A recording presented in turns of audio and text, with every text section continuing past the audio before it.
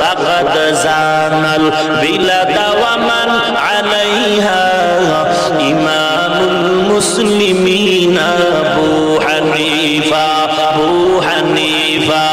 বুদ ইমামে বাসফা আসরাজে উম্মতানে মুস্তফা।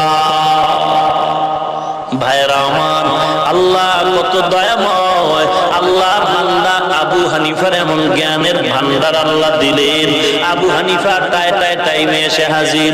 খ্রিস্টান পাদ্রীর মাথা বড়, এত দেরি কেন হলো রে ইমাম আবু হানিফা? বলে আমি বাড়ির থেকে আসছিলাম অনেক তাড়াতাড়ি, কিন্তু নদী সামনে, নদী পার হওয়ার কোনো কিছু নাই।